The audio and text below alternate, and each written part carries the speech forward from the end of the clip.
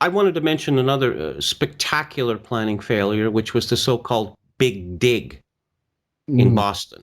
Mm-hmm. That, according to Wikipedia, rerouted the central artery, Interstate 93, the chief highway through the heart of the city, into the 3.5-mile Thomas P. O'Neill Jr. Tunnel. It also included the construction of the Ted Williams Tunnel and the Rose Kennedy Greenway. Now, this project was originally scheduled to be completed in 1998 at an estimated cost of $2.8 billion. However, the project was completed only in December 2007 at a cost of over $14.6 billion. The Boston Globe estimated that the project will ultimately cost $22 billion, including interest, and that it will not be paid off until 2038. Well, that's an investment Now, in interest people payments. ask the question, as I recall, is this really necessary? Well, when politicians see the opportunity to spend billions of dollars and to remake the city, it becomes irresistible. Whether it's necessary or not is irrelevant. Mm-hmm. And once started, you have the sunk cost fallacy. I mean, literally in this case. Well, having, dug up miles of Boston, we can't stop now. We have to keep going to the end no matter what the cost. And, you have this super train in California, right? Mm-hmm. You've read about this? Actually, I didn't read about it this time around. Sorry. Its utility is severely limited from the start. Who wants to go from, A to Z here? But they've got it in their heads that they are going to build this. And I suspect that this may be one of the great monuments of the new age, that you'll just see this line running for dozens of miles from nowhere to nowhere, and people will talk in wonder of what the original plan was and why did they think that was a good idea.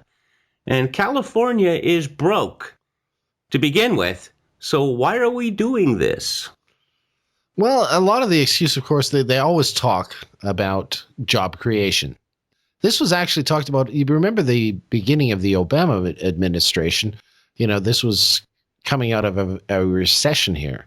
So there was lots of talk about investing in infrastructure, roads, building roads. We're going to put everybody to work, building roads, doing this, that. I'm sure some of it got done, but obviously not enough. And I think the enthusiasm dried up pretty quickly. There was a lot of money being invested in clean energy and things like that. And just on that point, I want to just read one hopeful sign here that I picked up today, and that was out of another Politico article, a tip sheet, where I guess the Senate Environment and Public Works Committee unveiled a new act, the Water Resources Development Act, and I'll link to that. You'll have to scan down the page to get it. But the interesting thing about this is they are trying to deal through something that normally, goes with the Army Corps of Engineers, but they're trying to deal with the Flint water crisis and other cities. And what they're doing is they're going to pay for all this infrastructure repair by diverting money from the Energy Department's Advanced Vehicle Loan Program. So all that clean energy investment stuff, it looks like they're backing off on it, and they figure, well, maybe it's better if we could just keep people alive rather than put them in fancy electric cars. So that's just Well, it's interesting. It's interesting that you bring up clean energy. I've reported and written a fair amount about this. It's based on the assumption that we're going to have this clean energy, that it's an inevitability. And I don't see it as an inevitability at all. After the oil shocks of 1973 and 1979, we were assured confidently, and I'm sure you remember this, that, this reliance on fossil fuels, it's crazy. We have been forced, and this is kind of a blessing, to move away from fossil fuels.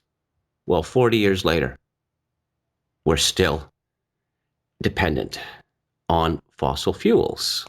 And I don't, there's the question is, how do these things change? If oil ran out, then we'd have to do something.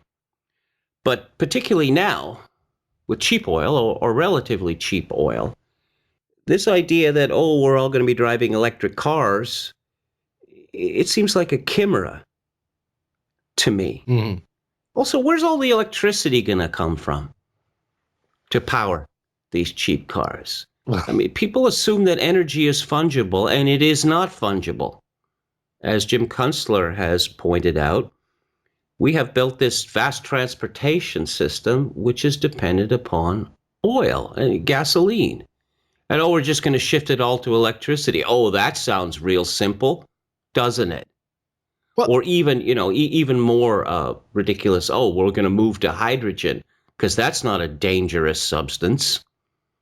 We have throughout the Northeast of the United States and Canada, there have been a host of disquieting electricity incidents in the last decade. mm-hmm. Correct? Yeah.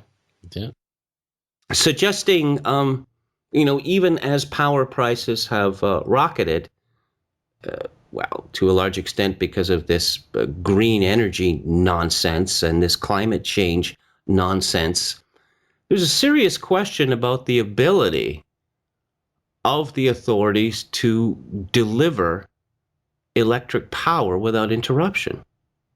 Yeah. Again, infrastructure failures.